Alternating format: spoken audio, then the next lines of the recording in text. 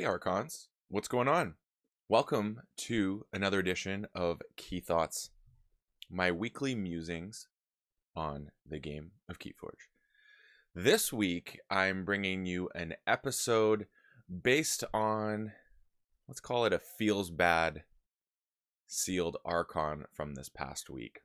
So, this past week, I participated in a Mass Mutations sealed event.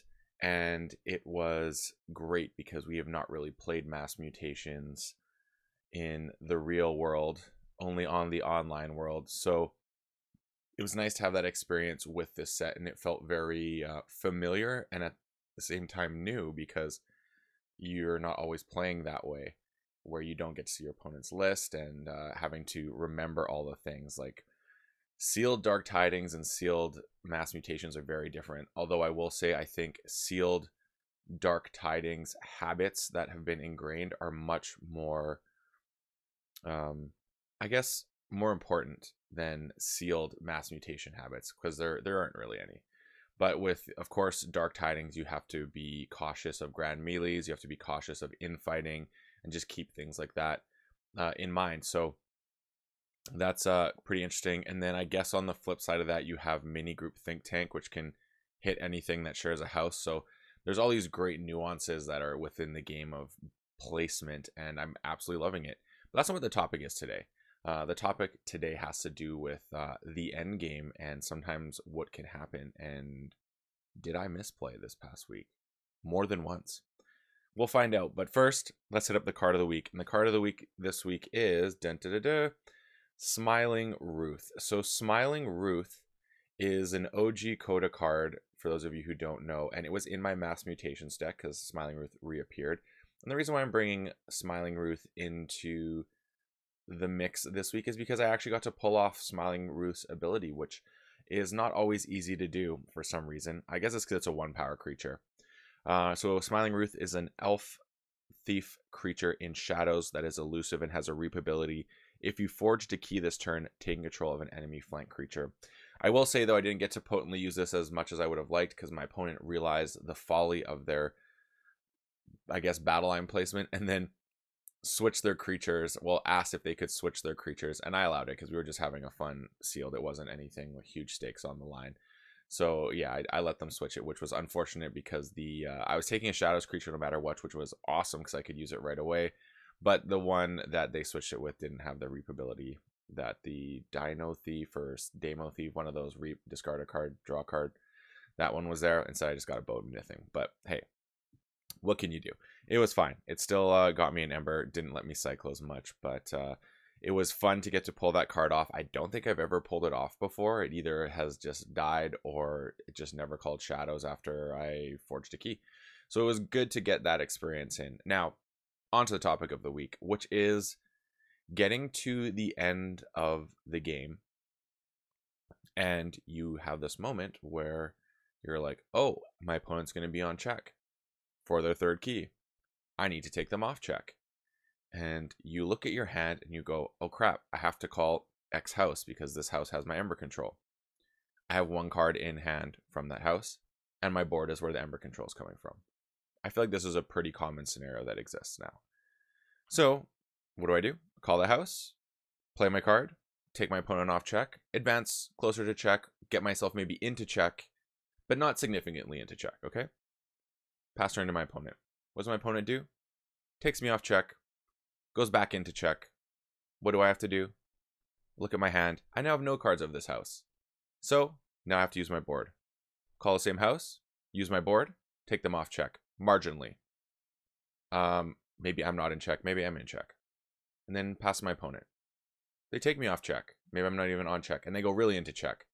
And now I'm stuck because guess what? My hand was not usable, and I could only use what I saw in front of me. And I had one opponent who was just like, oh, well, this card is the thing that keeps allowing you to take me off check, so I'll just get rid of that. And then I couldn't do anything. So it made me think about this situation because I know we've probably all been here where you are forced into a corner where you must call the same house over and over again at the end game in order to just stay in the game. And the truth is you're hanging on, and unless some miraculous thing where your opponent doesn't have a response, which I've seen that too. Whereas the back and forth, can you respond? Can you respond? Back, back, back and forth. And then eventually one person can't. But in this situation, I was stuck with all these cards I could not play because I could not afford to call another house. This is what happens in sealed when sometimes you get a deck that only has one house with Ember control, or maybe one card in another house that provides the Ember control, and it sucked. It really sucked being in that position more than once. I got the bye because I was doing so poorly, and I basically didn't get to play my last game. But the first 2 games, I had the exact same situation happen twice in a row. Like, I'm pushing for check, I went there really fast, but then I got stuck and I was being controlled, and then I couldn't respond long enough, and I couldn't cycle to get other responses back. And so it made me wonder, how do you combat this? How do you get out of this? And I realized that I might have been autopilot playing a little bit, so I wasn't being as conscious of the lead up on, like, moving to that moment. And maybe if I'd been able to play a 4-round matchup, I would have been able to solve this problem. I'm going to play this deck a couple more times because I want to see this, because I actually did like the way the deck played. Had some interesting things.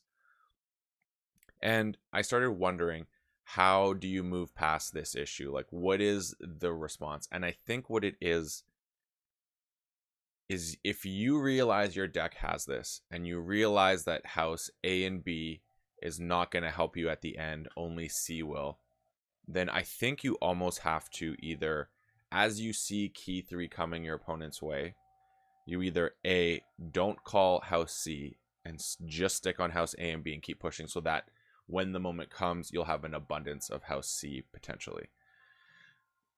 But the other thing could be is you just actually have to make sure that your hand isn't clogged with one of the other 2 houses, so that gives you more variety, hopefully, to keep calling the house potentially and being able to draw.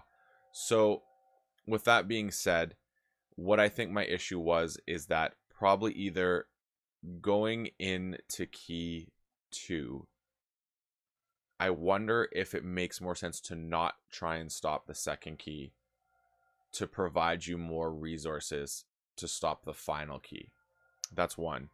The other one is when your opponent wasn't in check, instead of you doing maybe the most efficient play that's going to generate you the most Ember, it might be more worthwhile to actually just play more cards and not worry about the Ember in that moment because of what's going to happen in the future. And also, maybe the house that you're calling is going to put more cards on the board, create a stronger board presence, which may feel like a threat to your opponent because you could call that house again and generate a lot of Ember, so they feel the need to actually deal with your board rather than deal with generating Ember. So you create a new problem, which then also buys you time to get that hand. That's really helpful. That's kind of my diagnosis of the situation of where I think I went wrong. Is I should have maybe not tried to push, recognizing this was an issue, and actually focused on cycling so I do not get pigeonholed into having to call that one house. I'd love to know your experiences with this. I talk about this on Help from Future Self as well.